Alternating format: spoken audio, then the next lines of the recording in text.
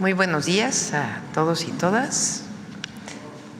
El día de hoy vamos a hablar primero sobre el accidente que hubo en Deer Park. Para su información, está aquí el director de Pemex y la secretaria de Energía. Después, ayer me comprometí a que la secretaria de Medio Ambiente y Recursos Naturales, Alicia Bárcena, pudiera platicar sobre el tema de Calica, que lo conoce muy bien, y de las áreas naturales protegidas, nuestra política. Después vamos a pasar un video relacionado con el día de mañana, que es 12 de octubre, que hace muchos años y todavía en España, antes le llamaban el Día de la Raza, que no tiene nada que ver con razas, porque las razas no existen en los seres humanos. Somos una sola especie y no hay razas, demostrado biológicamente.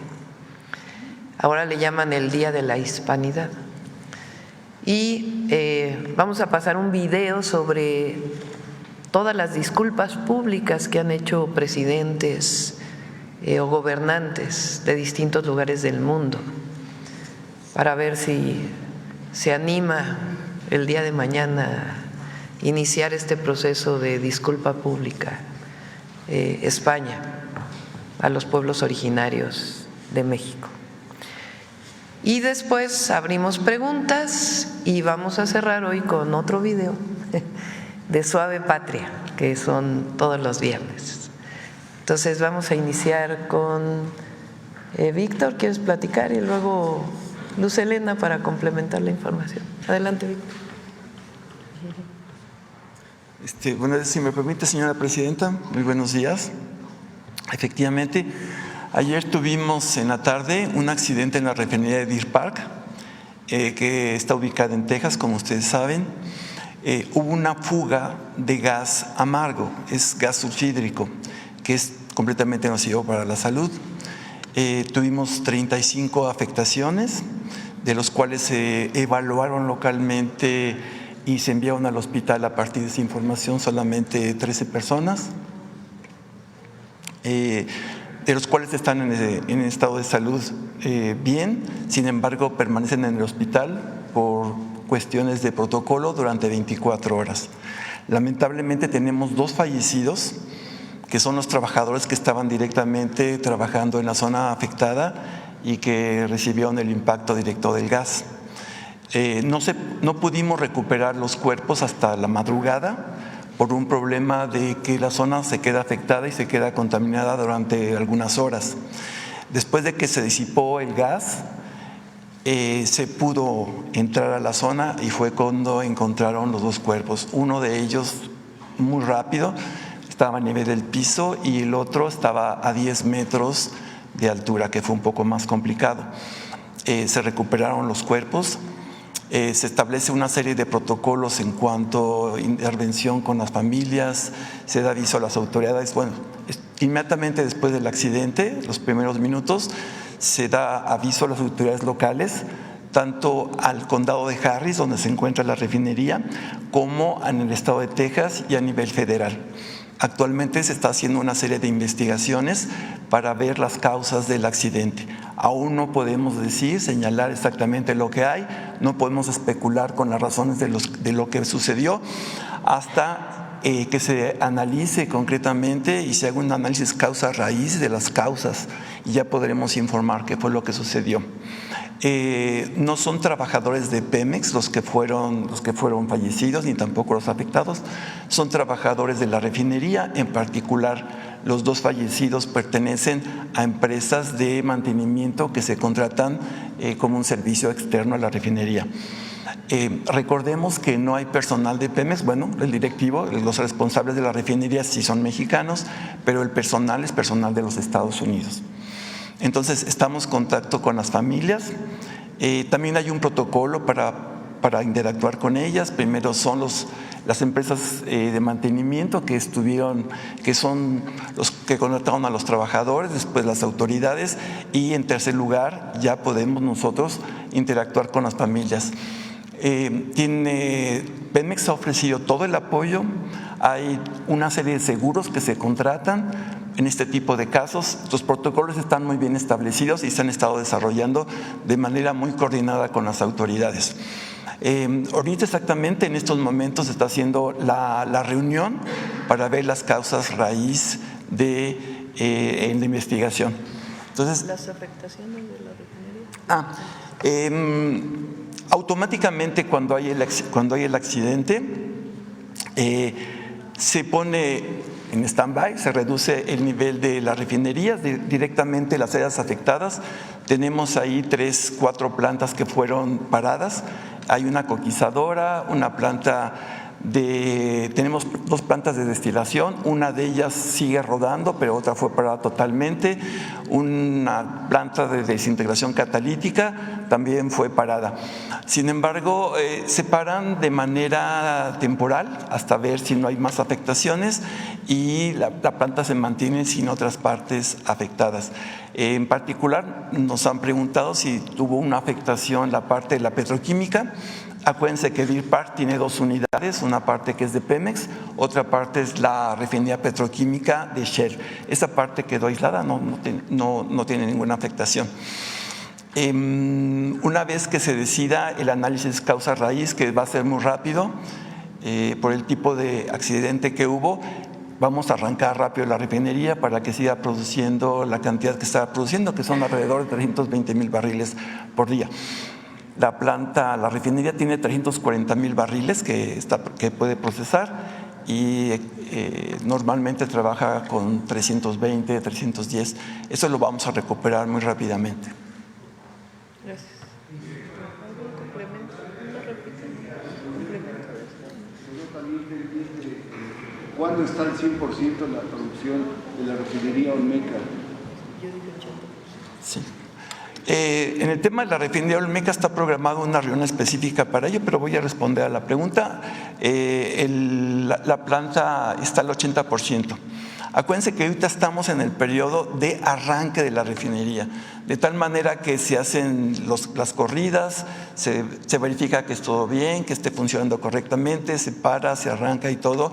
Tenemos un nivel de proceso que puede ser continuo y es lo que se ha reportado en el último mes. Sin embargo, es un periodo de pruebas, todavía nos faltan para que arranque completamente y va a ser en unos días.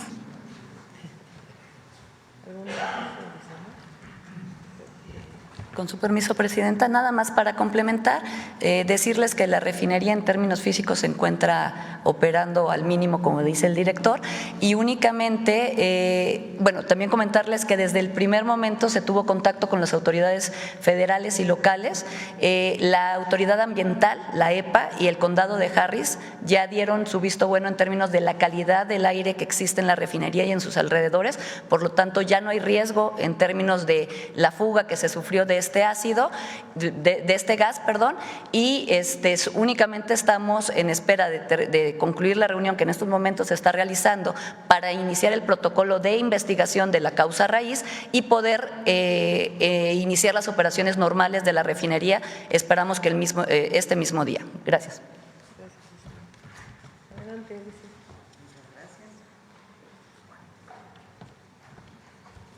Muy buenos días. Con su permiso, señora presidenta, ya estoy destruyendo el micrófono, pero ahorita lo componemos rápidamente. Les voy a presentar rápidamente el caso de la empresa Calizas Industriales del Carmen. Se trata de explicarles qué pasó con esta empresa y qué estamos haciendo para su protección y restauración. La siguiente, por favor. ¿Lo puedes ver también? Sí, mejor así.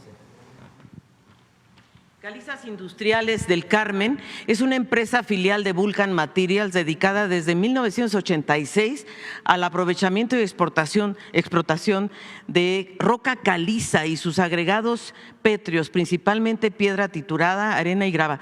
Es un desastre ecológico porque se extraía caliza para exportarla a Estados Unidos para construir carreteras, y la explotación de roca caliza se fue incluso por debajo del manto freático de una zona que tiene un ciclo hidrológico muy importante, llena de cenotes, una zona kárstica, y se ha ocasionado una gran devastación ambiental y graves desequilibrios ecológicos en esta región.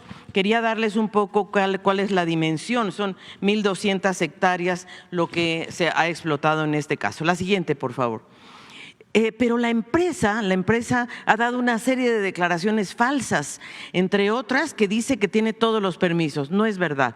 En segundo lugar, negó sobreexplotar la extracción de piedra caliza. Se sobrepasó en la extracción y en los permisos que se le dieron en 1986. Luego se les otorgó otro permiso en 2000 que les extendió el permiso por 20 años. Ellos ya no tienen permiso desde diciembre del 2020. Explotaron además 140 hectáreas de extensión con una profundidad hasta de 12 metros, invadiendo realmente el manto freático.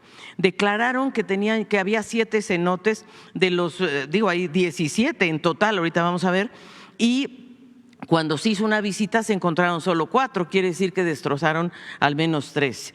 Y afirmaron tener todas las concesiones de agua y solamente tenían una que nunca actualizaron y que fue justamente utilizada esa agua para incluso ir más abajo del manto freático. Simularon incluso ante el Tribunal Internacional que tenían todos los permisos del Instituto Nacional de Antropología e Historia en las zonas arqueológicas. Y yo diría lo más delicado también para México es que reportaron a la Autoridad Financiera de Estados Unidos en la bolsa, porque es una empresa que cotiza en bolsa, el doble de reservas de material pétreo que reportan en México para poder evadir impuestos. Esta empresa demandó a México con base en el TLC, en el Telecán, no en el Temec, en el Telecán.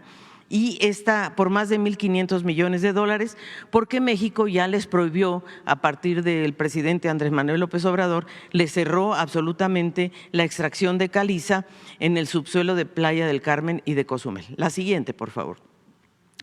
Nosotros entonces, Semarnat, la Profepa, confirmó estos daños, ¿verdad? El impacto al sistema hidrológico subterráneo, 20 veces más del volumen autorizado, vio ellos construyeron estanques superficiales, entonces el agua de los cenotes emergía en estos estanques y había una gran evaporación y eso hace que se pierda una cantidad de agua importantísima y desde luego valores altos de contaminación industrial que son producto de ellos dinamitaban el suelo realmente y lo procesaban sus extracciones con materiales pesados. Y como les decía, se destruyeron 13 cenotes, había 17 cenotes en la zona, entonces de los cuales al menos 3 están destruidos en su totalidad. La siguiente, por favor.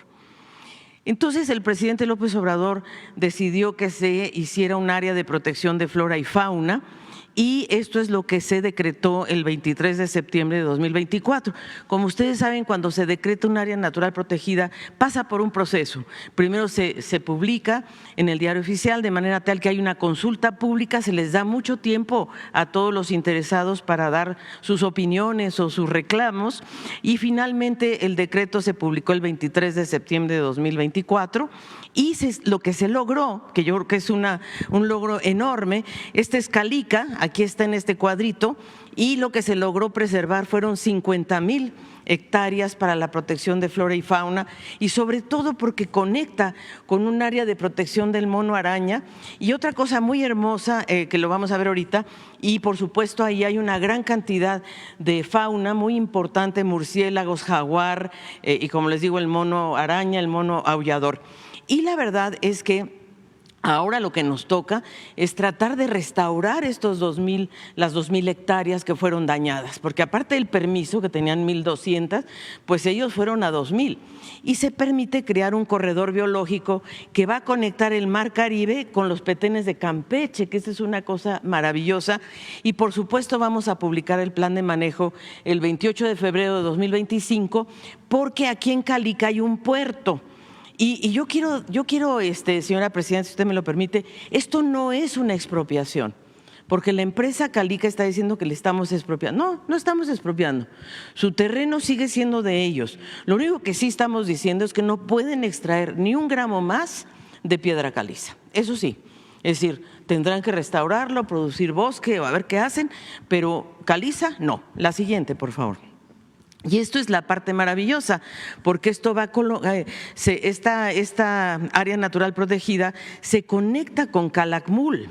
Calakmul, como ustedes saben, tiene 2 áreas naturales protegidas que eran estatales, que se amplió Calakmul, de tal manera que esta área protegida se conecta con Calakmul y después con este corredor que estamos analizando con Campeche para conectarlo con los petenes. Entonces realmente logramos un corredor biológico impresionante que no existe en ninguna parte del mundo. La siguiente, por favor.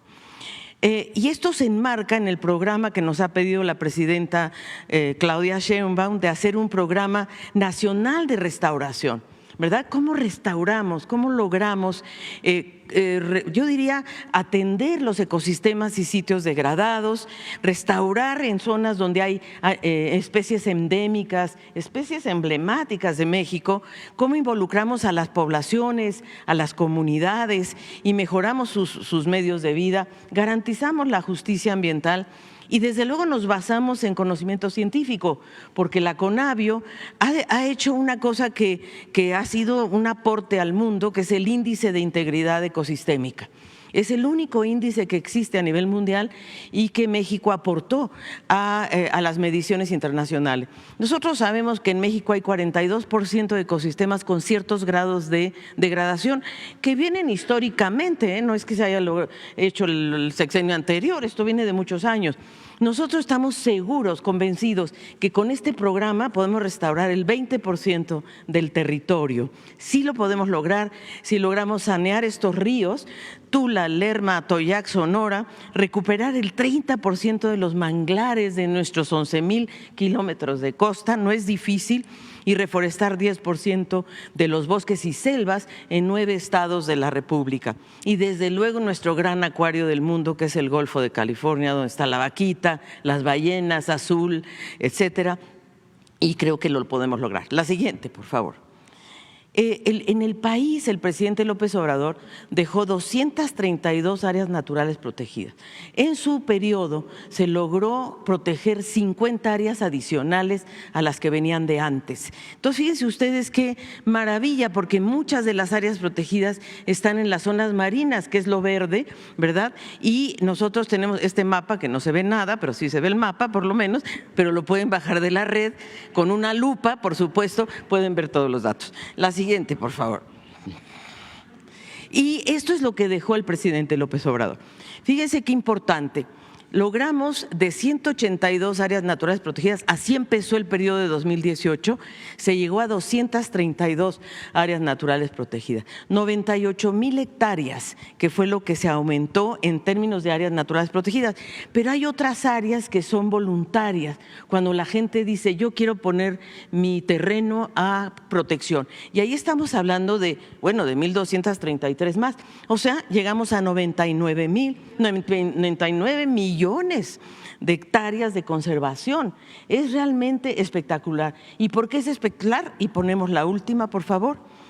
Porque nosotros estamos seguros que en el periodo de la presidenta Claudia Sheinbaum, México va a poder cumplir con el compromiso que se llama 30-30-30, que es 30% de áreas naturales terrestres, 30 marinas al 2030. Entonces, de 99 millones de hectáreas, podemos pasar a 153. Estamos seguros que lo podemos lograr. ¿Es cuánto, señora presidenta? Muchas gracias. Vamos con el video de los perdones y luego pasamos a las preguntas. Ofrecer disculpas por crímenes de lesa humanidad es una responsabilidad histórica, una manera de buscar la reconciliación y superación de agravios del pasado. Hacerlo enaltece a quien admite el daño hecho a otros pueblos o naciones. Con ello, se reconoce el derecho a la verdad y la dignidad que tienen los pueblos y grupos sociales. Para muestra, los estados que han entendido esta acción como un proceso de reparación y entendimiento entre naciones. Desde los años 90, Japón ha emitido disculpas públicas por abusos cometidos en Corea y China. En el año 2000, el presidente de Alemania pidió perdón ante el Parlamento de Israel por los crímenes nazis en el Holocausto judío. En 2008, Italia se disculpó ante Libia y se comprometió a pagar $5.000 millones. En 2010, Estados Unidos ofreció disculpas por infectar deliberadamente con enfermedades venéreas a cientos de guatemaltecos. En 2013, Países Bajos se disculpó por las ejecuciones sumarias en Indonesia en la década de los 40. En 2018, Francia admitió su responsabilidad por crímenes durante la Guerra de Independencia de Argelia y 3 años después, en Ruanda. En 2020, el rey Felipe de Bélgica reconoció su profundo pesar por la violencia y crueldad ejercidas en el Congo. Ese mismo año, el rey Carlos III del Reino Unido pidió perdón por el asesinato de 11.000 personas durante la rebelión de los Mau Mau en Kenia. Y este año, Portugal aceptó su responsabilidad en la esclavitud durante la época colonial. Además, el Vaticano ha repudiado su paso colonial y los abusos a niñas y niños en escuelas católicas de Canadá, Argentina, Australia, Estados Unidos, Chile, Noruega, Nueva Zelanda y El Salvador se han disculpado con sus pueblos originarios. Y México ha pedido disculpas al pueblo maya, al pueblo yaqui y a la comunidad china en nuestro país por hechos de violencia y discriminación. Estos ejemplos confirman que ofrecer disculpas por agravios del pasado permite resolver heridas históricas y libera tanto a quien ofrece perdón como a quien lo otorga. Listo, vamos a iniciar. Vamos así y así, si les parece. Primero acá. Sandra Aguilar de AI Grupo Informativo. Muy buenos días, Presidenta. Ayer por la noche fuimos testigos de un evento de pasajes importantes de nuestro maravilloso país que es México. En esta nueva travesía que inicia, en este nuevo gobierno que inicia, interesante ver cómo los jóvenes, porque ya son adolescentes, jóvenes que estuvieron presentes, son testigos de estas grandes conquistas y de esta gran transformación que ha tenido México a lo largo de estos 200 años. Para usted, Presidenta, ¿qué significa, más allá de ver lo grandioso, insisto, que es nuestro país, la cultura que vimos al final en estos bailes emblemáticos de todo nuestro país? ¿Qué significa para usted el tener a jóvenes involucrándose, conociendo de nuestra historia, conociendo de esta lucha, que al final de esta fiesta, porque fue una fiesta realmente lo que vivimos el día de ayer, vitorearon, no dijeron presidenta, dijeron Claudia, Claudia, Claudia? ¿Qué representa para usted este primer evento distinto a lo que habíamos conocido después de estos 6 años de la Cuarta Transformación? Bueno, el objetivo de esta celebración, esta conmemoración, es recordar siempre de dónde venimos. Durante el periodo neoliberal se olvidaron de las fechas cívicas. Es más, internacionalmente hablaron del fin de la historia. Y recordar la historia, hacer memoria histórica de los hechos que han constituido a nuestra patria y en particular a la República, es muy importante. Es muy importante para todas y todos los mexicanos. ¿Quiénes fueron nuestros héroes y heroínas de la independencia? Los visibles, los que conocemos, los que no conocemos, los anónimos, las anónimas. ¿Cómo fue que llegamos a la primera Constitución de la República? ¿Cómo llega Guadalupe Victoria como primer presidente de México? Y después las siguientes transformaciones. Entonces, recuperar el sentido de patria, el sentido de nación, el sentido histórico es un elemento fundamental de la Cuarta Transformación. Y además hacerlo con niños y niñas, es algo muy bello. Primero porque difícilmente podrían haber visto en otro lugar esta representación, que además aprovecho para agradecer a la Secretaría de la Defensa Nacional, porque ellos la realizaron. Muchos de los que estaban ahí son elementos del ejército mexicano, hombres y mujeres, que además de sus labores de seguridad nacional, de seguridad interior, de seguridad pública, elementos, mujeres y hombres de la Guardia, pues además hacen esta labor social para el pueblo de México. Entonces, que hayan estado niños y niñas, pues también engrandece nuestro sentido de nación y nuestro orgullo de ser mexicanos y mexicanas, porque esta historia que vimos en la representación del día de ayer no existe en ningún lugar del mundo. Estos héroes y heroínas de la independencia, cómo se instaura un régimen monárquico y se sigue luchando para instaurar la república.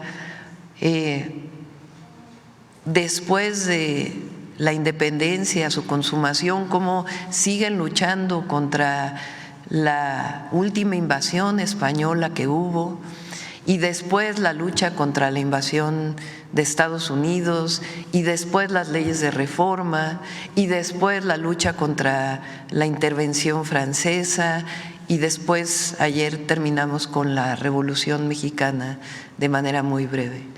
Entonces sí, es parte fundamental de lo que vamos a seguir haciendo, este rescate de la memoria histórica y este orgullo que debemos sentir de ser mexicanos y mexicanas, por nuestro origen ancestral, los pueblos originarios, y también por la fecunda historia patria.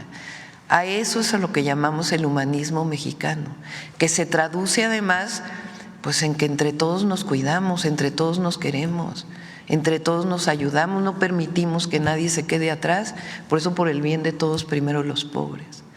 Entonces ayer pues fue esta celebración. Pocas veces se celebra la primera Constitución de la República, que fue el 4 de octubre, y menos se había celebrado la primera llegada del primer presidente de México, Guadalupe Victoria. Entonces este fue el objetivo de esta conmemoración, esta celebración, y además pues hay que agradecerle al general secretario, a la Secretaría de la Defensa Nacional por esta maravillosa presentación. Bien, continúo, Presidenta. En su casa de transición había abordado tal vez el tema, todavía estaba en discusión, el tema de la reforma al Poder Judicial. Y no solamente yo, otros compañeros ahondamos un poco más en decir que en efecto era evidentemente necesaria esta reforma, y mucho se ha hablado que no es suficiente. Y cuando digo que no es suficiente, hablábamos e inclusive compartimos que la corrupción que existe desde la elaboración de las carpetas, desde los ministerios públicos, evidentemente existe en muchos estados. Hoy como presidenta quiero compartirle que y lo sabe, Presidenta, y lo sabe usted y lo sabe también la exfiscal Ernestina Godoy, de este apoyo que sí en efecto han tenido muchas mujeres en el acompañamiento cuando existen temas de violencia, cuando existen temas de corrupción, cuando existen temas de familiares y que vienen involucrando también pues realmente a toda la familia por igual. Se han detectado, y ahora sí se lo puedo decir de frente, se han detectado elaboración de carpetas a mujeres y que lamentablemente por la falta de poder económico pasan de ser víctimas a ser victimizadas, y estas carpetas no avanzan, y lejos de avanzar se continúan poniendo o aumentando delitos a estas mujeres. Se ha hablado mucho aquí que nosotros tal vez venimos como gestores, inclusive yo quiero el día de hoy generalizarlo porque no es así.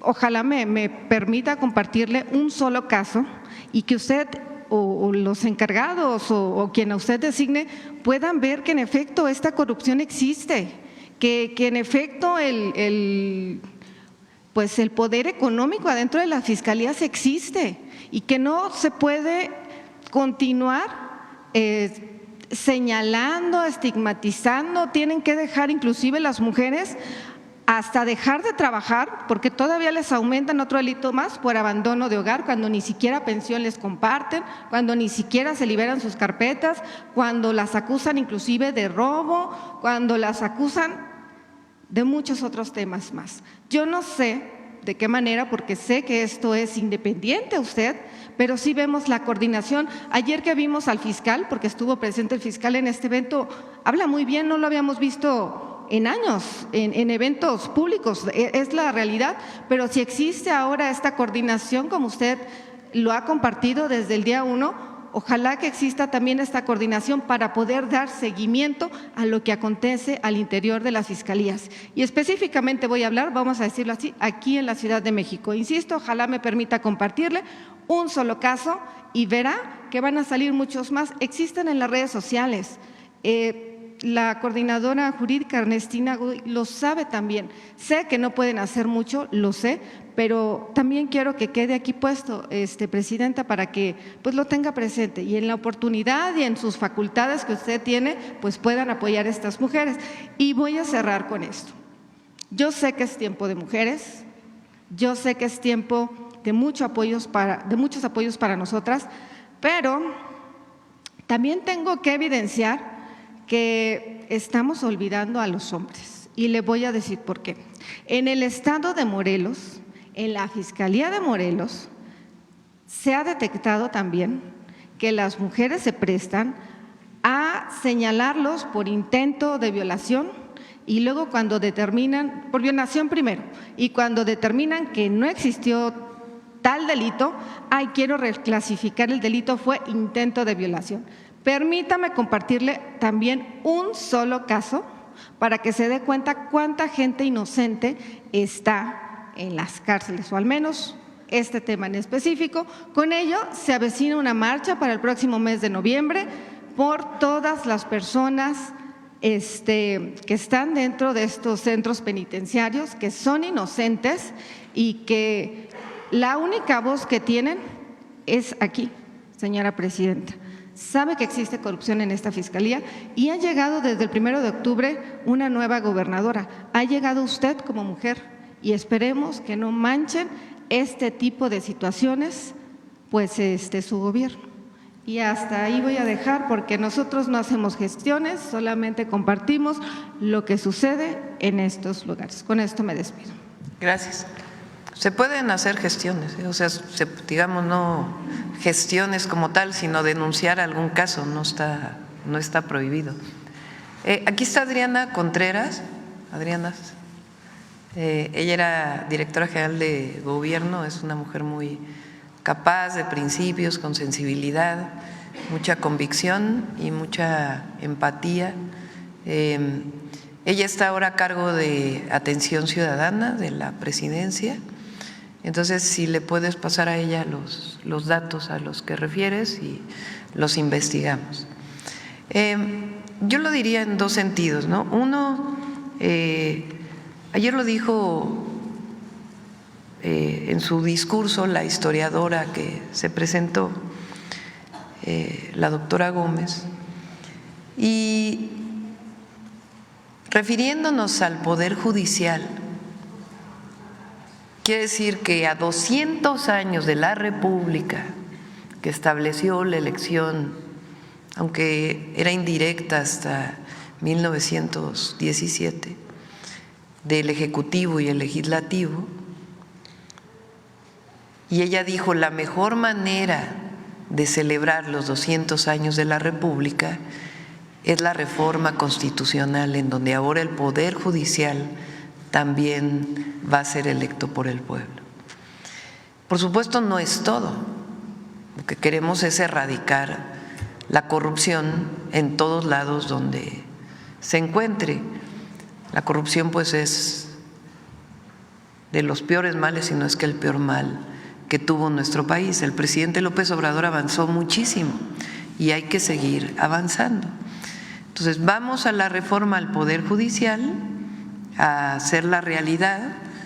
Ya el Consejo de la Judicatura entregó al Senado cuáles son los vacantes para que se pueda establecer qué jueces que magistrados y los ministros y ministras de la Corte que van a ser elegidos en el 2025, la otra parte en el 2027 y todo el proceso que viene adicional. Faltan muchas leyes secundarias, desde procedimentales, la propia ley orgánica de la Corte, esto que se ha dicho de que este nuevo tribunal judicial va a ser autoritario, no, pues tiene que tener reglas muy claras. Entonces viene esta parte y después vamos a analizar también fiscalías, justicia cívica, que es muy importante para consolidar el sistema de justicia de nuestro país.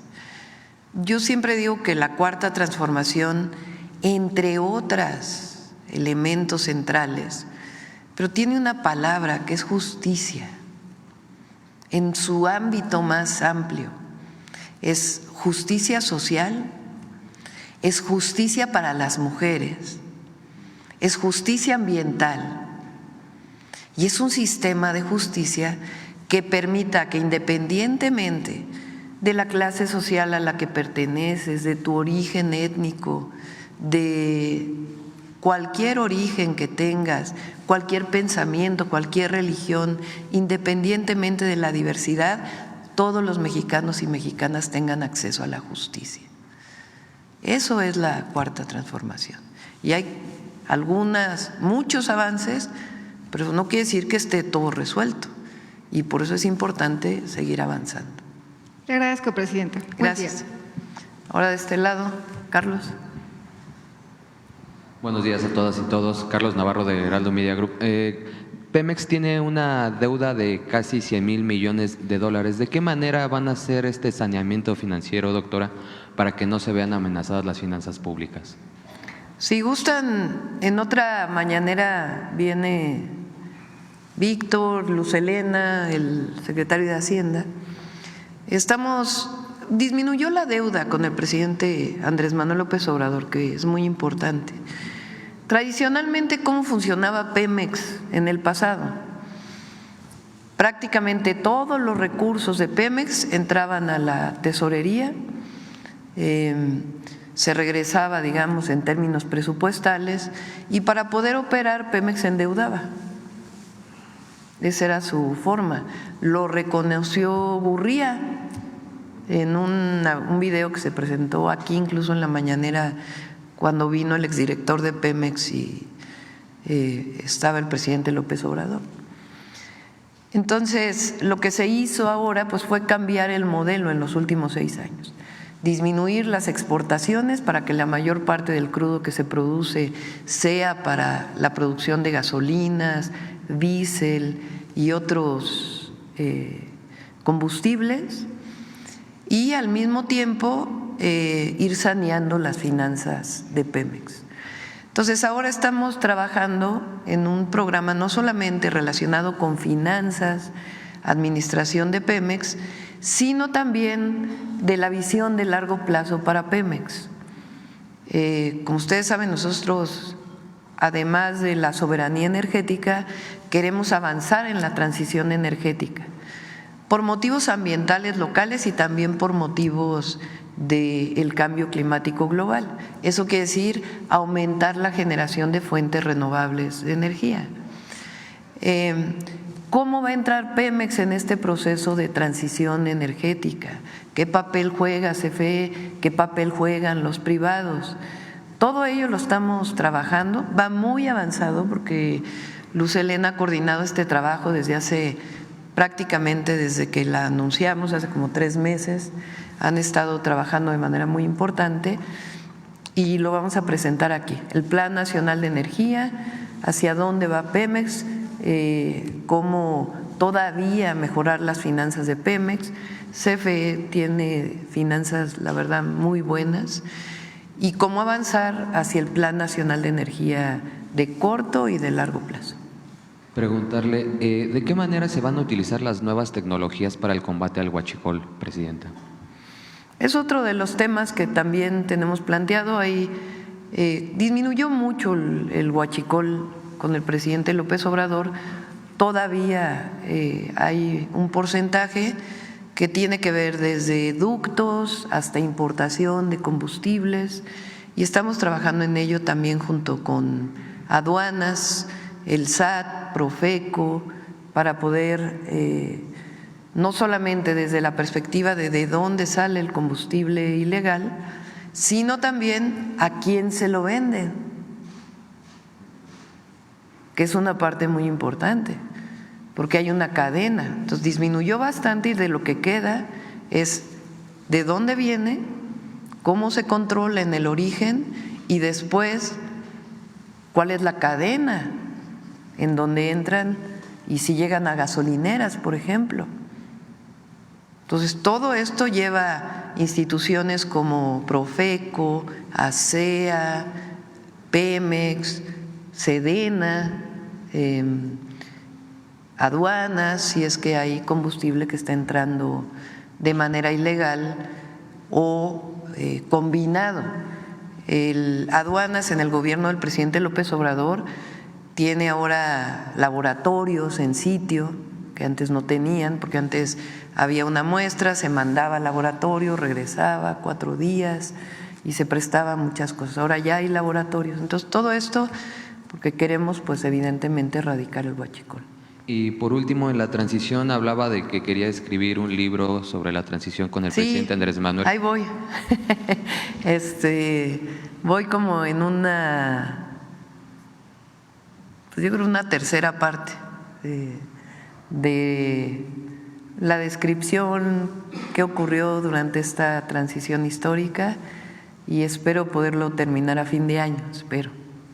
¿Y contempla seguir escribiendo como lo hacía el presidente frecuentemente? Pues por lo pronto la transición y después veremos. Gracias, buen día a todas y sí, todos. Buen día. Y a ver de este lado, acá. Presidenta, Cristian Galarza, de Noticias de Frente. Mi primera pregunta sería, bueno, este lunes 7 de octubre se cumplió un año del inicio de la destrucción del pueblo palestino en Gaza, incluyendo niños. Hace algunos años usted expresó su condena contra las agresiones de Israel en una carta publicada en La Jornada que se tituló Salvar al Mundo, que hoy se llama Gaza. ¿Podría decirnos cuál es su postura, bueno, la postura de su gobierno, del gobierno mexicano actualmente? Sí. Nosotros condenamos cualquier forma de violencia, primero. En su momento, la secretaria Alicia Bárcenas, que era secretaria de Relaciones Exteriores, condenó en primera instancia esta masacre y detención ilegal de personas que hizo un grupo palestino. Y también después se condenó las agresiones del Estado de Israel o del gobierno de Israel a Palestina y hoy lo que está ocurriendo en el mundo. El presidente López Obrador siempre expresó, basado en los principios constitucionales de política exterior, que lo que México busca es la paz y que Naciones Unidas debería ser mucho más proactivo como institución en la búsqueda y en la construcción de la paz del mundo. Entonces nosotros coincidimos con ello y condenamos las agresiones que se están viviendo, y además consideramos que el Estado palestino debe ser reconocido en toda su magnitud, igual que el Estado de Israel. Esa ha sido la posición de México desde hace muchos años, y esa es la posición que nosotros tenemos. Y la búsqueda de la paz por encima de todo. La guerra nunca va a llevar a buen destino. Bueno, mi segunda pregunta sería también al respecto, bueno, de esto de los mensajes de odio y de las disculpas públicas. Tiene también mucho que ver estas dos preguntas que le hago el día de hoy. Usted mencionó a la diversidad sexual en su discurso de investidura presidencial, y en su equipo, bueno, hay personas abiertamente LGBTIQ+. Por otro lado, en el Canal 11, con la dirección de Renata Turrent, se han emitido programas sobre el tema de las infancias trans. un tema de mucha actualidad. ¿Cuál es la política de la 4T y su gobierno respecto a la inclusión de las comunidades LGBTIQ+ en la construcción del segundo piso de la 4T? Siempre respeto y libertad e inclusión. Esa es nuestra política. La libertad, el respeto y más que la tolerancia, porque a veces se habla solo de tolerancia, es la inclusión y la erradicación de cualquier forma de discriminación.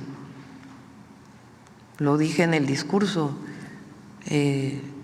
nosotros tenemos que vernos siempre como iguales, mirarnos a los ojos como iguales, independientemente de nuestras decisiones, de nuestro origen, de nuestra orientación, de nuestra religión. Los mexicanos y mexicanas somos iguales y no puede haber discriminación de ningún tipo durante años, hasta que no llegó la Cuarta Transformación, el racismo, el clasismo y ahora el machismo, porque también se escondía como si no existiera. Y claro que existe, y además particularmente hay una discriminación muy grande, histórica, hacia pueblos originarios, cuando son nuestra grandeza. Entonces, erradicar cualquier forma de discriminación, respeto, inclusión y libertad. Bueno, se lo mencionaba también un poco por el caso de Renata Turrent. Hubo algunas críticas ahí que, bueno, como que la acusaban de algunas cuestiones de precisamente no ser totalmente incluyente, ¿no?, con la nueva dirección del Canal 11. No sé a qué se refieren. Renata es una mujer de primera, y va a hacer un gran trabajo al frente de Canal 11.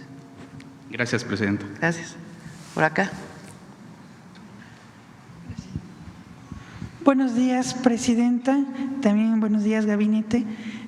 Como mi primera pregunta sería sobre el tema energético. Usted en el discurso, en el Zócalo capitalino, cuando tomó posesión, mencionaba lo del carro eléctrico, que es un proyecto muy importante. Preguntarle sobre este tema, la primera sería, ¿cuándo va a iniciar o si ya tienen una fecha de la explotación de litio? Porque sabemos que todavía sigue en exploración. Y también cómo se va a hacer lo de la planta, si se va a construir una planta para construir los carros, si se va a crear una empresa. ¿Cuáles serían esos detalles, doctora? Sí. Hay varios proyectos. Uno tiene que ver con cadena de producción de litio, que es un poco a más largo plazo porque ya se desarrolló la tecnología por parte del Instituto Mexicano del Petróleo y de instituciones del CONACYT para poder extraer litio de arcilla. En México el litio está combinado con arcilla. Arcilla es como barro. El barro, ustedes saben que cuando se moja, pues se expande, es chicloso. Cuando se seca, pues es como polvo. Entonces, el que haya litio en las arcillas es mucho más difícil que otras formas que, por ejemplo, hay en Sudamérica, donde es más fácil su extracción. Entonces, ya existe la tecnología, pero no solamente es que exista la tecnología, sino cuánto cuesta extraer el litio con esa tecnología y desarrollar esa tecnología. Entonces, eso pues llevará su camino. Por otro lado, la idea también es hacer cadenas de cobre. El cobre es un elemento que en los autos eléctricos, un auto eléctrico tiene como 3 veces más cobre que un auto de combustión interna. Entonces es una materia prima fundamental para la operación de los autos eléctricos. Entonces ahí también estamos trabajando. Cobre se extrae, después requiere procesarse para hacer los alambres de cobre y finalmente utilizarlo en los autos. Y bueno, el cobre se usa en muchísimas áreas porque es un gran conductor de la electricidad.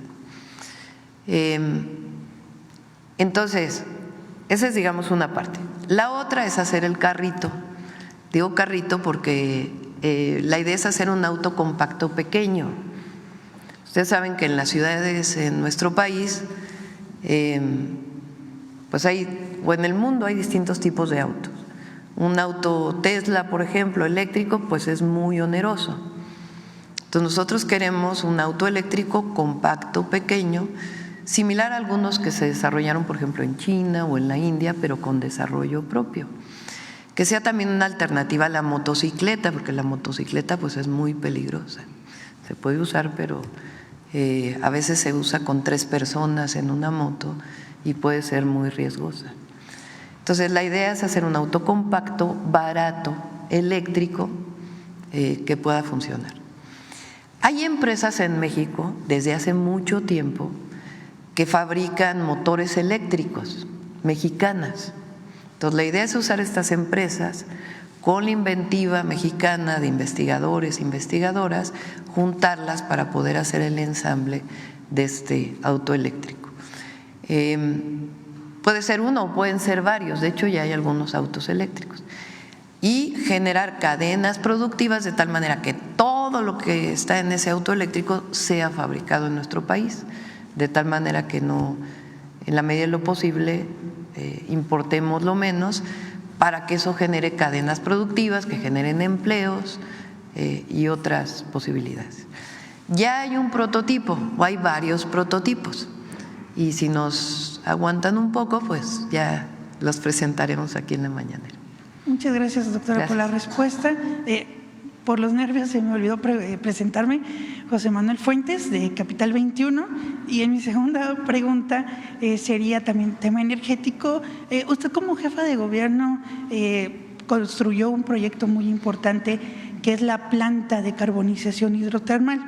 Preguntarle si este proyecto se va a hacer a nivel nacional y aprovechando que también está la titular de energía. Sí, aquí está Alicia. A Alicia le di una tarea, ahorita a ver si comentas. Ella le pedí que hiciera contacto con el Instituto de Ingeniería de la UNAM, que nos ayudó en la ciudad, porque la idea es hacer la basura. Se puede separar de muchas maneras. Se puede separar en orgánica y inorgánica.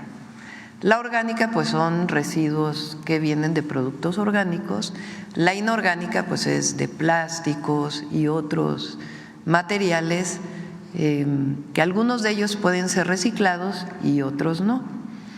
Entonces al separar la basura, la inorgánica puede reciclarse y usarse en otros productos y eso se le llama economía circular.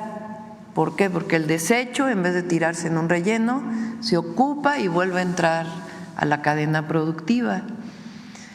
Y por otro lado, la orgánica. La orgánica puede servir para plantas de composta, puede servir para otras tecnologías. Una tecnología que se desarrolló y que está ya operando es que entra un proceso y de la basura se convierte en carbón vegetal. Y ese carbón vegetal puede ser utilizado para quemar en una termoeléctrica como fertilizante, etcétera. Nuestro objetivo es que en Tula, Hidalgo, que ahí hay un terreno que iba a ser una refinería, ¿se acuerdan? En el 2008, Calderón dijo que iba a ser una refinería y no llegó ni a media barda.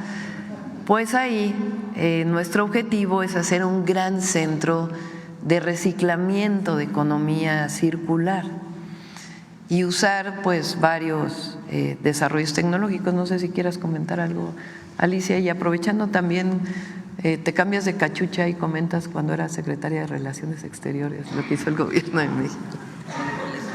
Sí.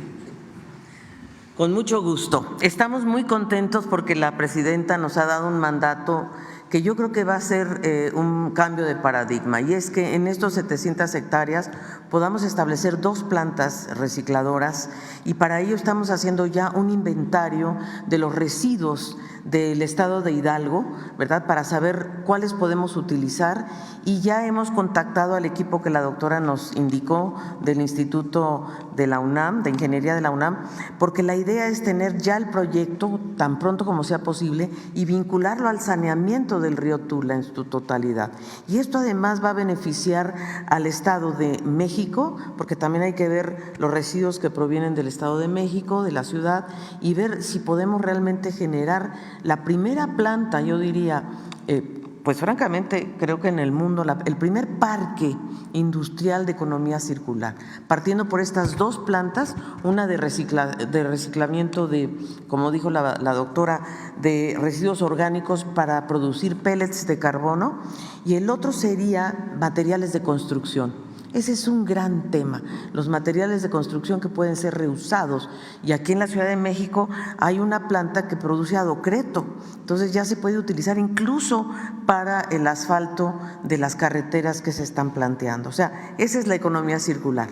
Incluso estamos explorando durmientes de plástico, estamos viendo qué hay en el mundo que nos pueda apoyar. Por lo pronto partir con estas 2 plantas.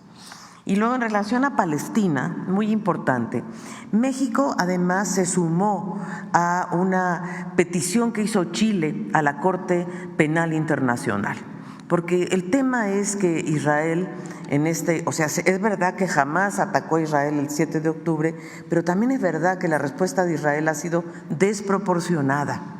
Y no solamente desproporcionada, sino que ha afectado a miles de civiles, y ya no solamente en Gaza, en Palestina en su conjunto, y ahora está pasando a Líbano. Entonces, realmente hay una enorme preocupación. Y creo, señora presidenta, nosotros lo planteamos en la Asamblea General ahora, que la clave está en que el Consejo de Seguridad elimine el veto, porque ese Consejo de Seguridad no está operando, y no está operando porque está estancado en los vetos. Que se elimine el veto para que ese Consejo realmente pueda actuar decididamente de acuerdo al artículo 4 de la Carta de las Naciones Unidas y reconocer al Estado de Palestina. Ya lo hizo las Naciones Unidas, pero la única solución a este conflicto va a ser que haya 2 estados, y esa es la idea que creo que la comunidad internacional tiene. Pero hay un riesgo. En este momento la comunidad internacional está consciente de que hay un enorme riesgo en la expansión de este conflicto a Líbano y a Siria. Eso puede realmente complicar mucho el Medio Oriente. Muchas gracias. Muchas gracias, presidenta. Gracias. Ahora de este lado.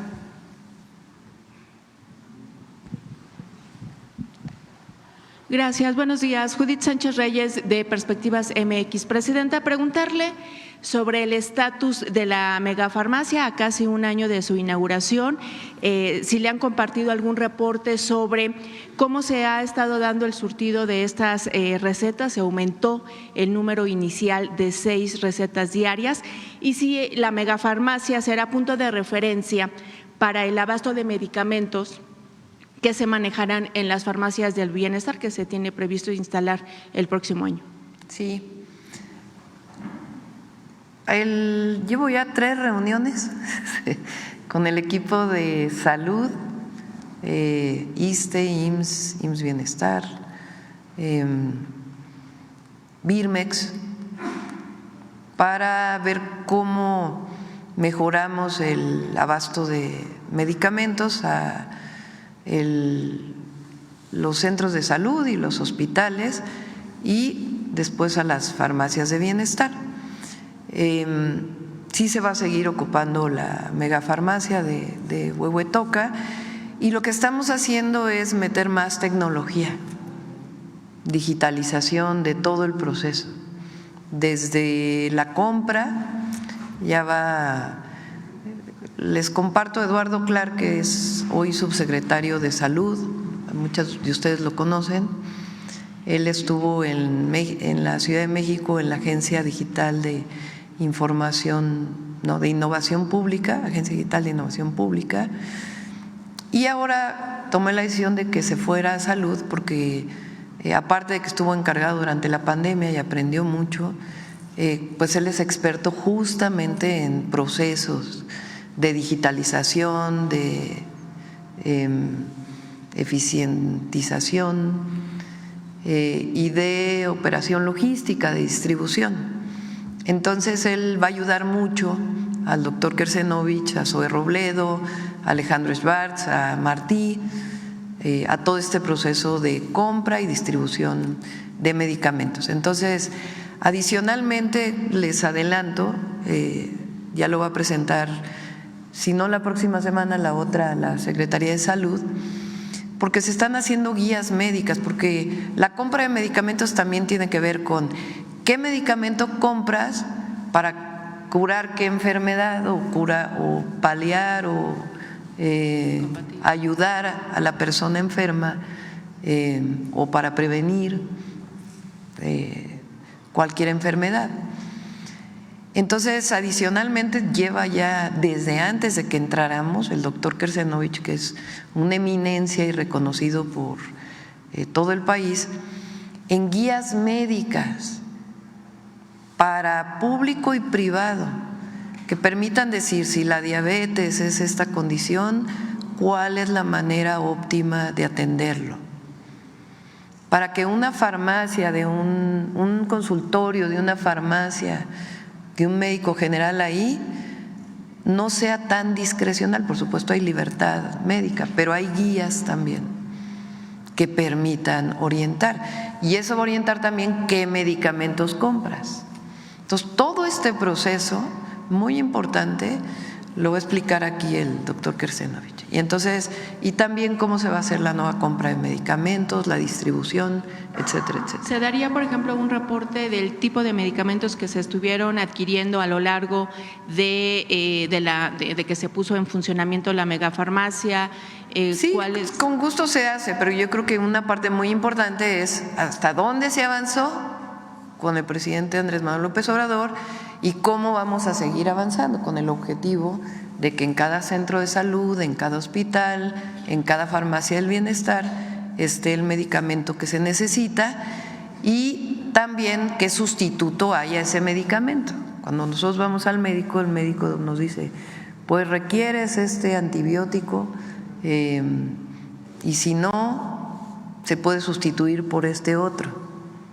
Entonces, si no hay pues que no digan, no hay, pues búscalo en cualquier farmacia privada, sino está este que es un sustituto, eso solo lo puede decir un médico o una médica especialista en ese tema para que siempre esté medicada la persona que lo requiere. Y cerrando ya el tema de salud, presenta también, además de la cuestión del abasto de medicamentos, que es una pieza clave justamente para el tratamiento de una enfermedad en un paciente, otro punto que creo que se ha dejado un poquito de lado o al menos no se ha abordado de una manera un poco más profunda es justamente el poder hacer que las citas de especialidades en los hospitales de salud sean un poco más ágiles. Se ha dado un déficit. Este déficit obviamente se viene arrastrando, pues sí, de gobiernos anteriores y obviamente se profundizó más en la pandemia, que ahora los pacientes tardan mucho tiempo en llegar a un especialista o un estudio en específico, se ha retrasado mucho. No sé si en ese sentido, en las reuniones que ha tenido usted con las autoridades de salud, se ha podido ver qué plan se puede hacer justamente para poder resarcir ese déficit que está impactando de manera bastante importante a pues miles de mexicanos que se atienden en hospitales de salud pública. Hablemos de la Secretaría de Salud Federal o del ISSSTE o del Seguro Social. No sé qué panorama tiene usted al respecto. Sí. Valdría la pena decir hasta dónde avanzó el presidente López Obrador. Recuerden que antes existía el Seguro Popular. El Seguro Popular fue una forma de atención de la salud que en realidad lo único que era distribución o transferencias de recursos a los estados y los estados se encargaban. En esas transferencias y en ese encargo hubo una corrupción terrible. y además estaba controlada la distribución de medicamentos y los propios servicios médicos del IMSS, del ISSSTE e incluso de muchos estados por empresas privadas, cuando en realidad es un servicio público. Entonces, el avance que se hizo fue muy importante, de reconstruir ese sistema a un solo sistema federal que se llama IMSS Bienestar. Entonces, hay una institución pública hoy que atiende la salud. Además, pues lo que se hizo en el IMSS, que fue también cambiar de la manera en que operaba, una nueva forma, y el ISSSTE, que aquí mismo se planteó cómo el ISSSTE estaba capturado por empresas en donde todo absolutamente estaba privatizado. Y después una corrupción tremenda también en la compra de medicamentos y algunas empresas beneficiarias exclusivas de ello. Entonces eso cambió y hay un nuevo modelo. ¿Qué nos toca a nosotros? Pues hacer eficiente ese modelo, tanto en la atención como en todo el esquema, desde la prevención hasta la atención de la salud, y buscar la forma para que al final de nuestro sexenio podamos integrar un solo sistema de salud. De tal manera que si me enfermo y quiero ir a un centro de salud, no necesariamente tengo que ir al IMSS, puedo ir al IMSS Bienestar o puedo ir al ISSSTE para poder ser atendido. Ese es el objetivo, nuestro objetivo máximo, y que haya medicamentos y que haya suficientes médicos. También recuerden que dejaron de formarse médicos especialistas en México.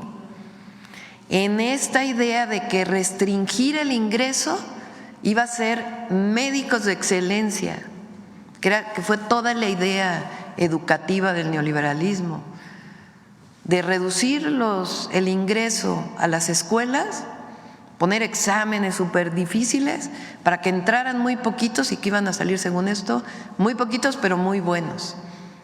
Y luego entonces, ¿y dónde están los médicos especialistas que requiere el país?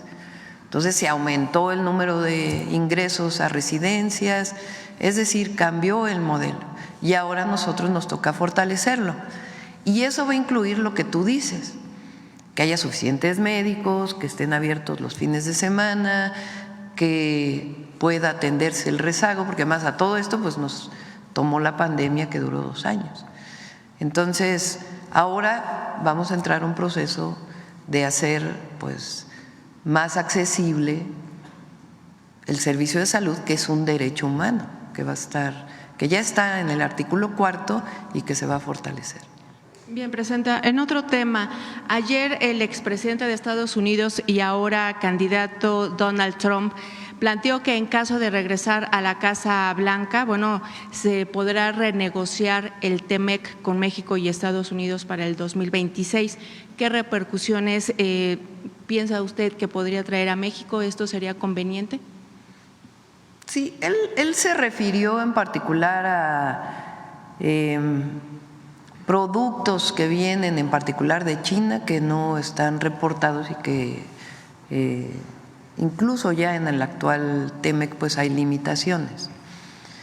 Entonces, gane quien gane, sea el presidente Trump o la vicepresidenta Kamala, nosotros nos vamos a poner de acuerdo. Nuestras economías tienen mucha integración, Canadá, Estados Unidos, México. Y yo lo dije en el discurso, entre nosotros no competimos, nos complementamos. Y eso está establecido en el tratado. Recientemente salió publicado que estamos en el máximo histórico de exportaciones a los Estados Unidos. Entonces, Estados Unidos depende ya en mucho de México, somos el principal exportador, y nosotros también pues tenemos una relación muy importante de las economías. Nuestro objetivo también es que esto avance hacia el Centroamérica y Sudamérica para poder hacer todavía una fortaleza mayor económica de todo el continente, sin cerrarnos evidentemente a otros mercados y a otros países. Pero nos vamos a poner de acuerdo, no están en campaña, obviamente pues también hay mayores estridencias en uno u otro sentido, pero ellos saben y nosotros sabemos que es indispensable el acuerdo. Bien, y finalmente, Presidenta, ayer se registraron una serie de enfrentamientos. En el marco de nuestra soberanía y también hay que decirlo. Bien, se registraron una serie de enfrentamientos en Tabasco. ¿Qué información tiene usted al respecto? Sí, el día de hoy se presentó en el Gabinete de Seguridad y está en contacto tanto el secretario García Harfuch como el secretario de la Defensa Nacional con el gobernador May para poder apoyar en lo que se requiera y ya podemos después, una vez que conozcamos con más detalle, no es que no conozcamos lo que ocurrió, sino que es importante conocer exactamente por qué se desató estas quemas, pues se informará.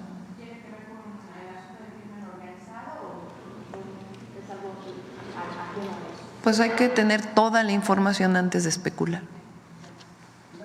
Sí, acá. Presidenta, muy buenos días. Gabinete, Adriana Estrada Flores del Instituto Mexicano de la Radio. Le quiero preguntar, presidente, en primer lugar acerca de estos pasos hacia la reforma judicial.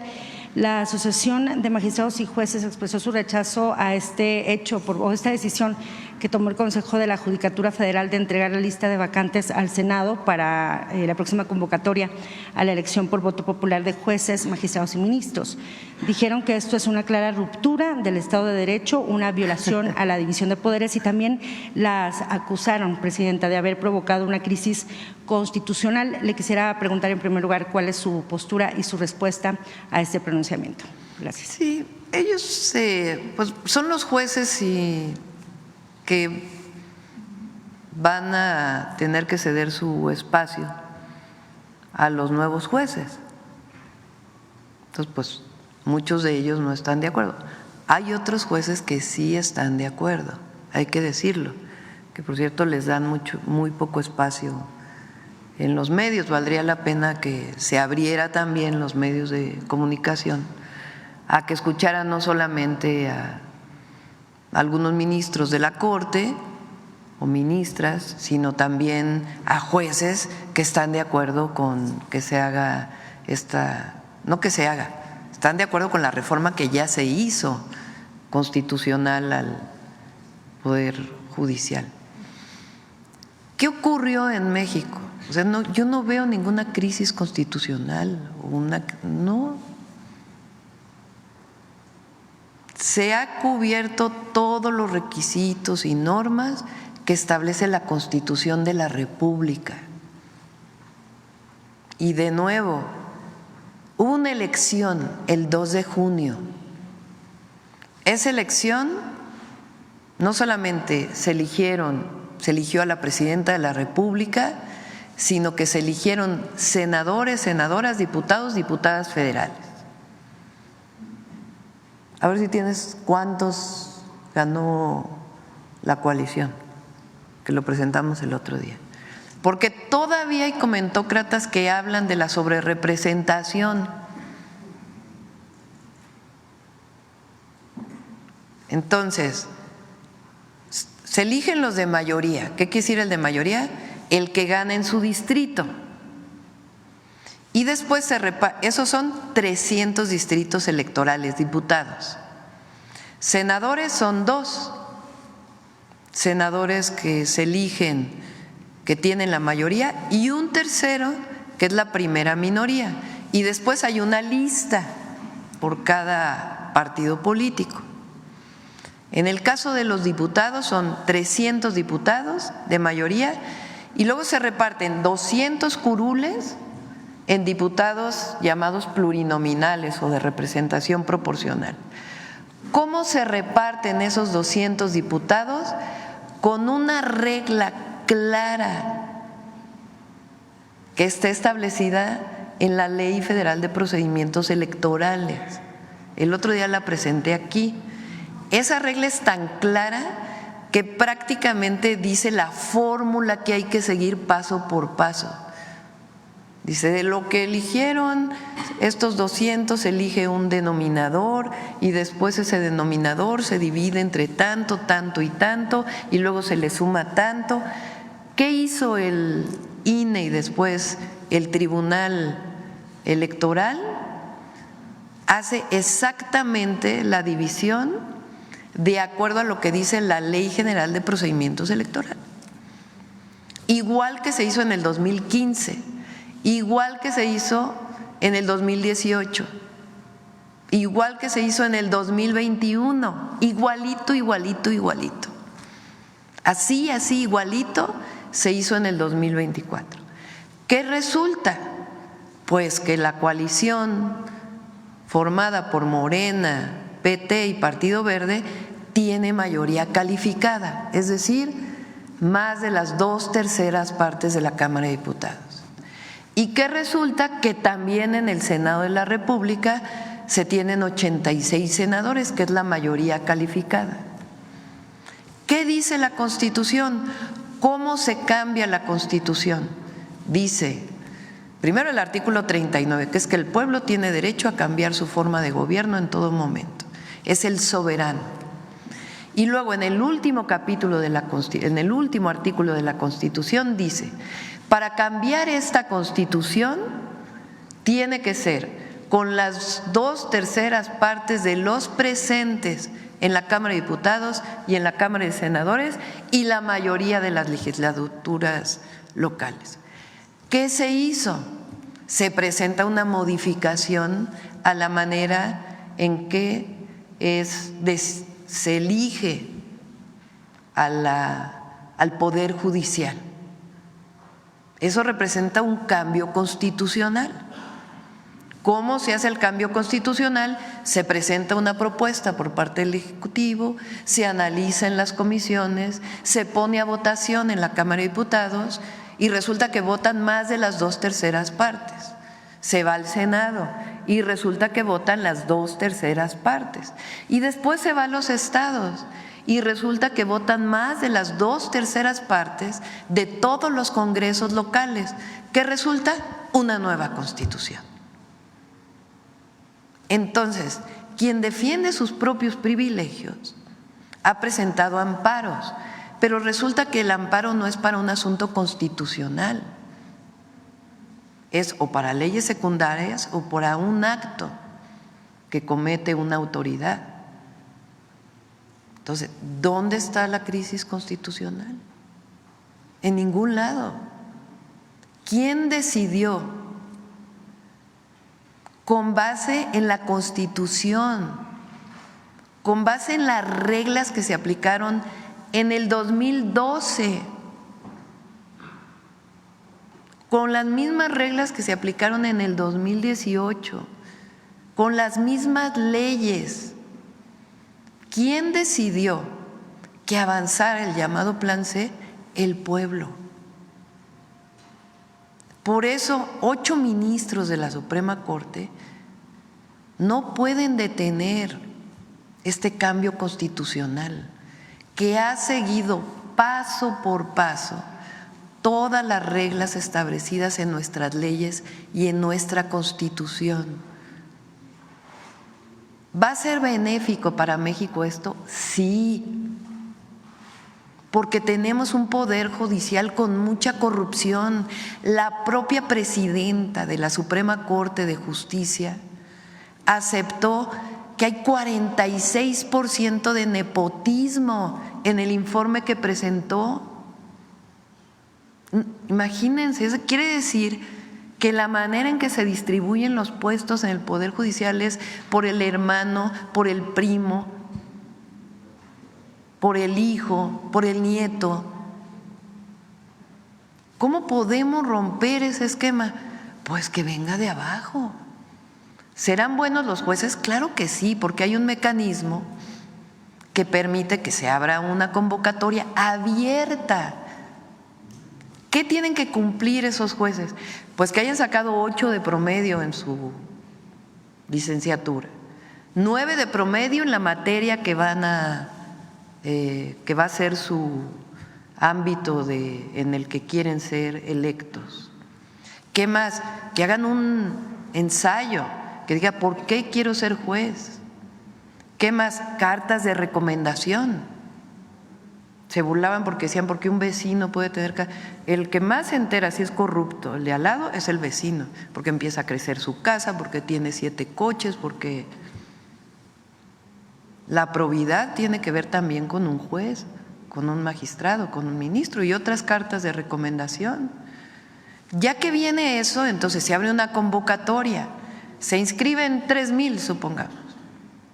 De esos 3,000 que se inscriben, pues entonces hay un comité en el Ejecutivo, un comité en el Legislativo y un comité en el Judicial. ¿Quién nombra ese comité? Nos va a tocar en el Ejecutivo nombrarlo a nosotros. ¿A quién vamos a poner en ese comité? Pues abogados de buen prestigio, que tengan reconocimiento también por su probidad y también que representen los intereses del pueblo y de la nación.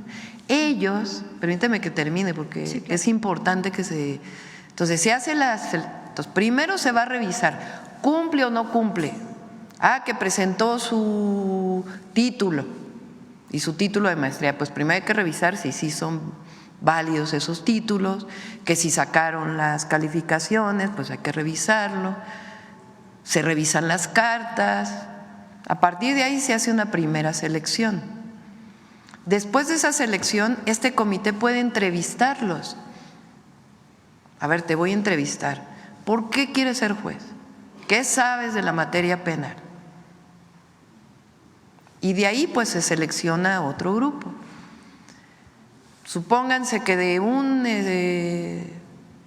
magistrado, de un ministro, salen 6 finalistas. De esos 6 finalistas se hace una tómbola para que sean 3 los que se vayan a la elección. ¿De dónde dicen que Morena va a poner a sus jueces? No, lo que pasa ahora es que es una corruptela tremenda. Entonces, al venir de abajo de un proceso distinto, pues obviamente vamos a tener un mejor poder judicial. Ahora, llevan casi 3 meses en paro, cobrando. ¿Cómo? ¿Dónde está el acceso a la justicia que tanto defienden? Entonces, por eso digo, no hay crisis constitucional. Y los 8 ministros que están en contra, ministras, no tienen atribuciones para parar una reforma constitucional. Ya lo dijo el propio Diego Valadez, que no es precisamente una persona que haya hablado a favor de esta reforma o que digan que es de el movimiento del que provenimos nosotros. Entonces, la reforma judicial al Poder Judicial va. Y el Consejo de la Judicatura hizo lo que dice la Constitución. La Constitución mandata al Consejo de la Judicatura para enviar las vacantes, el número de jueces, magistrados y ministros, o magistrados y jueces. Es un mandato constitucional. ¿De dónde están faltando los 4 que votaron a favor de enviar esta lista? ¿Actuando en contra de qué? Si es un mandato de la Constitución que viene de este proceso de elección. ¿Considera entonces que el Consejo de la Judicatura no desacató entonces suspensiones judiciales? No, porque es un mandato constitucional. Ellos saben que por encima de la Carta Magna no hay nada. Entonces, están cumpliendo con lo que le mandata la Constitución. ¿Será más bien, Presidenta, que el Poder Judicial, o usted ve que el Poder Judicial es el que está intentando provocar una crisis constitucional? No, yo no hablo de crisis, okay. Yo no creo que haya crisis. México está muy bien, económicamente, políticamente, en términos de gobernabilidad, de mejora en el nivel de vida y vamos a estar mejor. Y la reforma al Poder Judicial nos va a hacer un mejor México. Eso yo creo que todos debemos estar convencidos y convencidas. Ya se acabó el tiempo. Presidenta, son nada las más, 9, una más. Yo nada más 5. quisiera precisarle, Presidenta, si me lo permite. Ayer como que hubo muchas lecturas en torno a lo que usted señalaba respecto a la relación con Estados Unidos y yo le quisiera preguntar también sobre Canadá, sobre esta pausa que se había declarado por parte del expresidente López Obrador. Yo le quisiera preguntar, solo para precisar, Presidenta, si esta pausa o esta medida, como la había bautizado el expresidente, por parte, desde usted como presidenta, ya se terminó tanto con Estados Unidos como con Canadá, y también detallar, Presidenta, qué pasó entonces con lo que decía el expresidente respecto a que esta pausa fue por las críticas que hacían los embajadores de ambos países en contra de la reforma judicial. El día de ayer se reunió el canciller Juan Ramón de la Fuente, que por cierto en el Senado el PAN votó en contra de Juan Ramón, que es un hombre reconocido nacional, internacionalmente, preparado, con una probidad, tiene doctorados honoris causa en muchísimas universidades, nuestro embajador en Naciones Unidas, es un hombre de primera. Y el argumento fue porque no quieren que le vaya bien al gobierno de la presidenta. O sea, digo, nada más para que también veamos los niveles del debate. El canciller se reunió ayer con el embajador de Estados Unidos, con Ken Salazar. Nosotros tenemos buena relación con todos los países del mundo, con todos, y siempre va a ser así, y además nuestra manifestación en favor de la paz, siempre la no intervención y la autodeterminación de los pueblos. Y claro, otra cosa es Ecuador, ¿verdad? Lo que ocurrió en Ecuador o incluso Perú. Entonces se estableció y se establecieron una serie de lineamientos, digamos, generales, porque a veces el embajador acostumbra llamar a un secretario, otro secretario, entonces ahora les dijimos, bueno, si quiere tocar algún tema relacionado con Secretaría de Energía, porque hay empresarios estadounidenses interesados en invertir y quieren saber la disponibilidad, pues a través de la Cancillería. Fue algunos de los lineamientos que se establecieron el día de ayer, y eso pues ordena de manera muy importante la relación, y se reunirá también con el embajador de Canadá. Embajadora. Ya terminamos. Gracias. Vamos con el cierre de Suave Patria.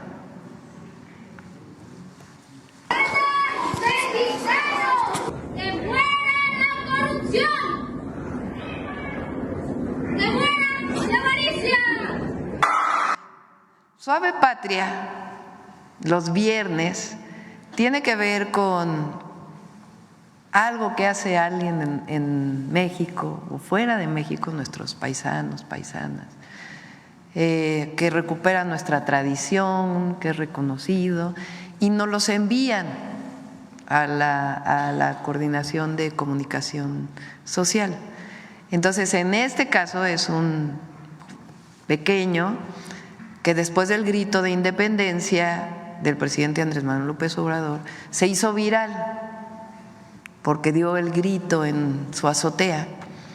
Entonces se dio a la tarea el equipo de buscarlo y ver por qué hizo este grito de independencia.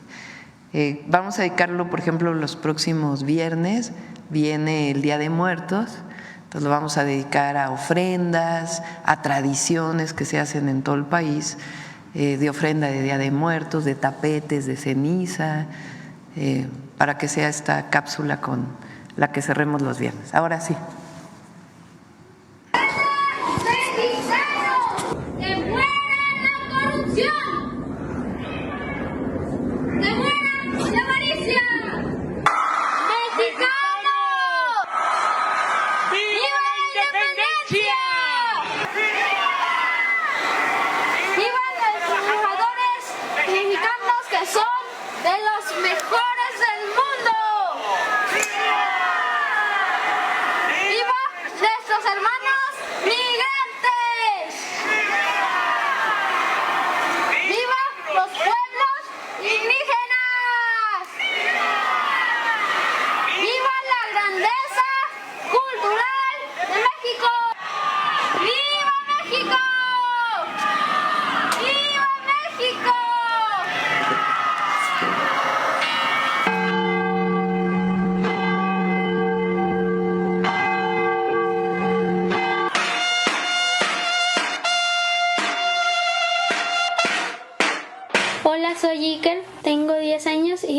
alcaldía Iztapalapa. Siempre supe que estuve preparado para algún día dar el grito de independencia en mi casa. Yo soy Diana, yo soy mamá de Iker. Estaba aquí afuera de la casa sentada y justo mi mamá iba saliendo y se nos acercó y nos contó que había subido un video de mi hijo, pues ahora sí que sin querer, porque le había llamado la atención y nos dijo que se hizo viral. Lo que estás grabando son los niños héroes y ahí el águila devorando una serpiente arriba de un nopal. Me encanta mucho ser mexicano. Hola, soy Gisela, soy de la alcaldía Iztapalapa y soy vecina de Iker. Su reacción, pues me comentaron que pues ya les habían pedido como el permiso para poderlo grabar y pues no se habían atrevido, y pues cuando vieron hasta dónde llegó, pues toda su familia sí se quedó muy contenta al ver todos los comentarios. Cuando di el grito me levanté, desayuné, agarré todo lo que necesito para el grito, la bandera, la bocina, el teléfono y la campana.